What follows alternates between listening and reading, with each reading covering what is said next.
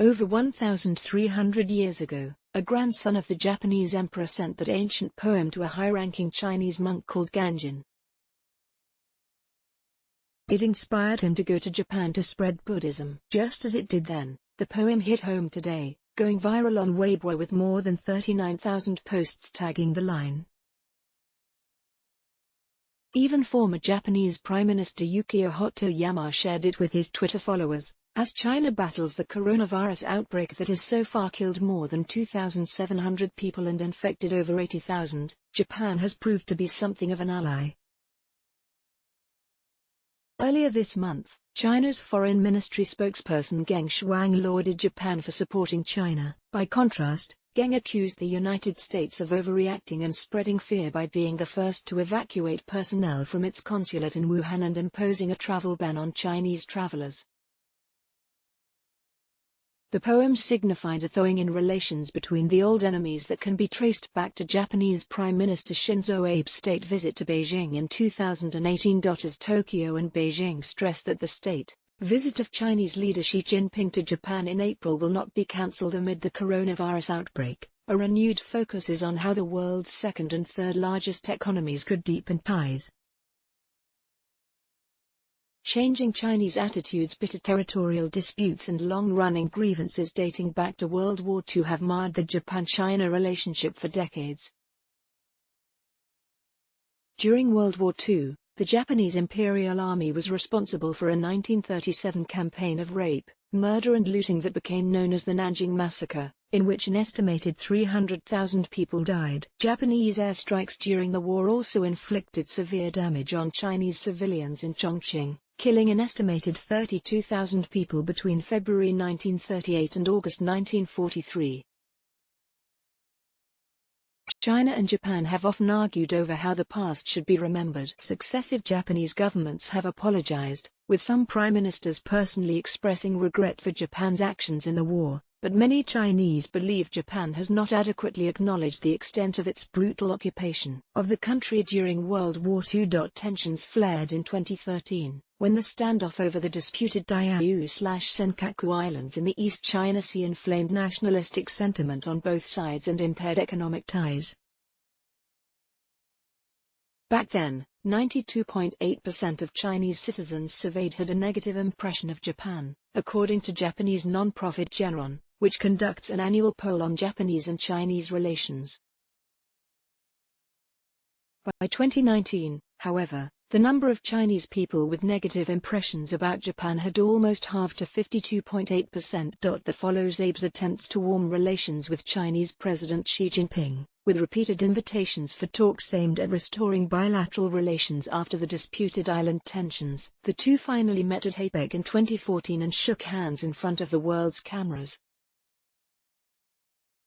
This is the first step towards the improvement of the bilateral relationship based on the principle of the strategic mutually beneficial relationship, Abe said after the meeting. As political relations improved, Chinese tourists starting booking trips to Japan and forming their own positive views on Japanese culture, according to Yasushi Kudo, president of Genron. In 2018, 8.38 million Chinese visited Japan, up sixfold from 2013, according to Genron. Chinese consumers are also watching Japanese anime on video streaming platforms like Bilibili, which has roughly 37.6 million daily users, finding information on Japan on social media rather than on domestic news sites. But while Chinese millennials with greater purchasing power are traveling more, the same can't be said of Japan, said Kudo. As the Japanese economy shrinks and millennials face issues such as the aging population and static salaries, there is less desire to explore the world, according to Kudo. You create an impression of another country by going there and making friends, but Japanese people aren't going to China that much, so they're forming their opinions based off of Japanese media reports, said Kudo. Nevertheless, Japan is trying to make big-spending Chinese tourists feel welcome, erecting signs in Mandarin in Tokyo and broadcasting announcements in Chinese at train stations. For Shuichi Kato, whose Kyoto-based tourist organization sent 15,000 face masks to China, Hong Kong, and Taiwan. Visitors from these countries are a lifeline for his business. Our region flourished as an international sightseeing region because of our Asian friends, said Kato. By February 18, Japan's private sector had donated over 3 million masks as well as 43.96 million yuan, $6.3 million, in monetary donations. On a state level, things have been improving, too. A marriage of convenience and nothing brings together two old foes like a common problem. That was the case in May 2018, when Xi and Abe held telephone talks in a historic first to discuss the denuclearization of the Korean peninsula. A few months later, Abe became the first Japanese leader in nearly 7 years to visit China when he made a state visit to Beijing. Then, China and Japan held their first forum geared to strengthen their collaborations in third-party countries such as Thailand, which has friendly diplomatic relations with both Beijing and Tokyo. By the end, both countries had inked agreements worth $18 billion. More recently, the rapprochement between China and Japan has had a lot to do with Trump's declaration of a trade war on China and Japan, according to Koichi Nakano, a political science professor at Sophia University. Before Trump's arrival, Xi and Abe didn't have such a good relationship. Now their relations are more a marriage of convenience in face of the common threat, said Nakano. But while Abe's support for China as it battles the coronavirus outbreak may have won him some mileage with Xi, it has sparked anger among his hawkish supporters at home, as Japan steps up efforts to contain its own outbreak. The Japanese government has taken a relative soft stance when it comes to blocking the flow of people from China to Japan compared to some other countries, said Nakano. Some of Abe's supporters were angry about that as they thought he prioritized his new friendship with Xi over national security.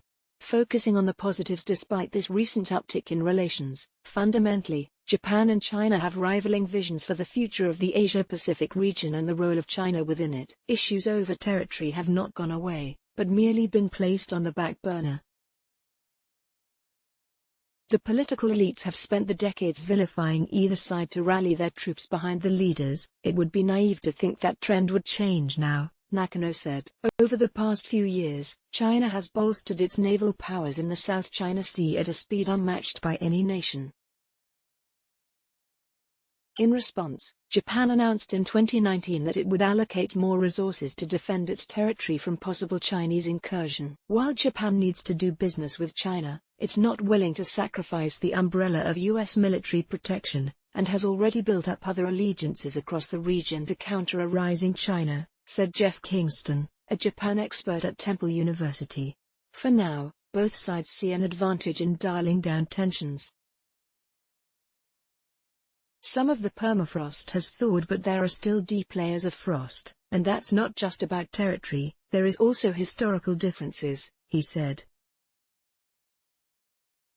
Compared to a century ago, China and Japan are now both highly modernized, globally significant economies, meaning any potential downturn in their relations could have serious ramifications globally. With a looming global economic slump and racist coronavirus-related assaults and slurs spreading faster than the outbreak, for now China and Japan appear to be focusing on what they share in common and what benefits both parties.